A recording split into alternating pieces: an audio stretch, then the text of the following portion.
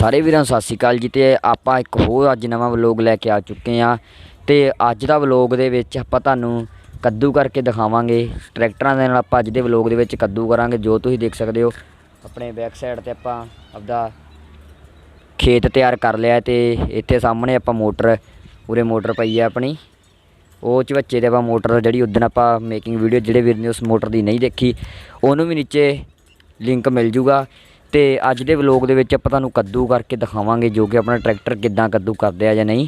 ਆਪਾਂ ਉਹ vlog continue ਕਰ ਰਹੇ ਹਾਂ। ਦੇਖਦੇ ਹਾਂ ਇੱਕ ਪਾਰਟ ਦੇ ਵਿੱਚ ਇਹ ਵਲੋਗ ਪੂਰਾ ਹੋ ਗਿਆ ਤਾਂ ਠੀਕ ਹੈ, ਨਹੀਂ ਨੈਕਸਟ ਪਾਰਟ ਵੀ ਆਪਾਂ ਇਸੇ ਵਲੋਗ ਦੇ ਲੈ ਕੇ ਆਵਾਂਗੇ। ਤੇ ਅੱਜ ਦਾ ਵਲੋਗ ਆਪਾਂ ਸਟਾਰਟ ਕਰਦੇ ਹਾਂ।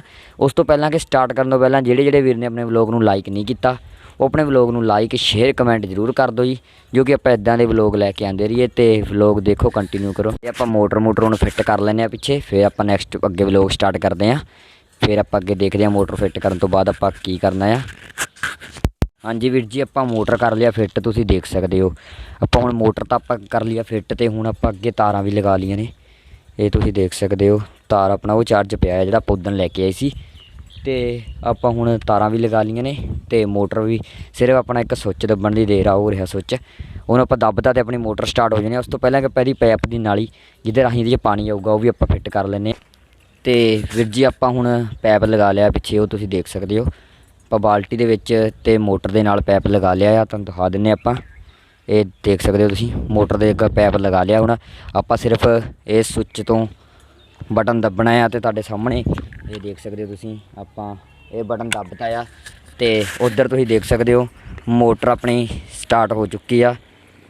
ਉਹ ਤੁਸੀਂ ਦੇਖ ਸਕਦੇ ਹੋ ਬਹੁਤ ਹੀ ਜ਼ੋਰਾਂ ਦੇ ਨਾਲ ਪਾਣੀ ਚੱਲ ਰਿਹਾ। ਆਪਾਂ ਬੈਕ ਕੈਮਰਾ ਕਰ ਦਿੰਦੇ ਹਾਂ। ਇਹ ਵੀਰ ਜੀ ਤੁਸੀਂ ਦੇਖ ਸਕਦੇ ਹੋ ਇਹ ਪਾਣੀ ਚੱਲ ਰਿਹਾ ਆਪਣਾ ਤੇ ਜਾ ਰਿਹਾ ਪਾਣੀ ਹੁਣ ਆਪਣੇ ਖੇਤ ਦੇ ਵਿੱਚ, ਠੀਕ ਹੈ ਜੀ। ਤੇ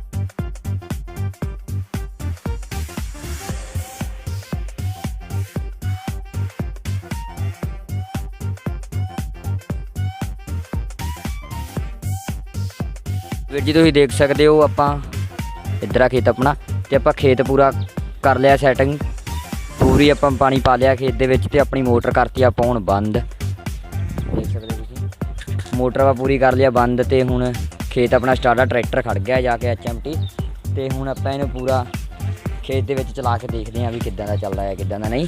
ਤੇ ਤੁਸੀਂ ਵਲੋਗ ਆਪਣਾ ਕੰਟੀਨਿਊ ਰੱਖੋ ਤੇ ਵਲੋਗ ਨੂੰ ਲਾਈਕ ਸ਼ੇਅਰ ਕਮੈਂਟ ਜ਼ਰੂਰ ਕਰ ਦਿਓ।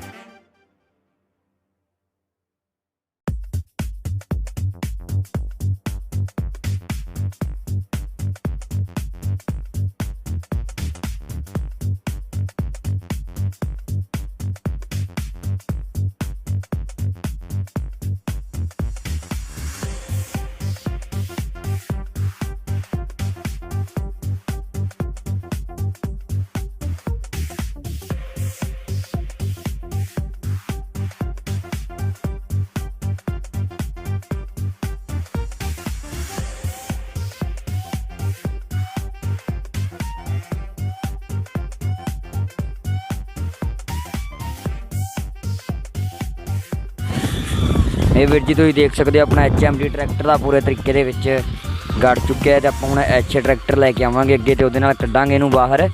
ਤੇ ਉਹ ਨੈਕਸਟ ਪਾਰਟ ਦੇ ਵਿੱਚ ਆਪਾਂ ਨੈਕਸਟ ਵੀਡੀਓ ਲੈ ਕੇ ਆਵਾਂਗੇ ਉਸ ਦੀ। ਤੇ ਅੱਜ ਦੀ ਵੀਡੀਓ ਆਪਣੀ ਇੰਨੀ ਹੋਈ ਸੀ। ਜਿਹੜੇ ਵੀਡੀਓ ਨੂੰ ਲਾਈਕ ਵਧੀਆ ਲੱਗੀ ਆ ਉਹ ਲਾਈਕ ਸ਼ੇਅਰ ਕਮੈਂਟ ਜ਼ਰੂਰ ਕਰ ਦਿਓ। ਨੈਕਸਟ ਪਾਰਟ ਆਪਣਾ ਜ਼ਰੂਰ ਦੇਖਿਓ ਤੇ ਆਪਣੀ ਵੀਡੀਓ ਨੂੰ ਲਾਈਕ ਸ਼ੇਅਰ ਕਮੈਂਟ ਜ਼ਰੂਰ ਕਰ ਦਿਓ। ਧੰਨਵਾਦ।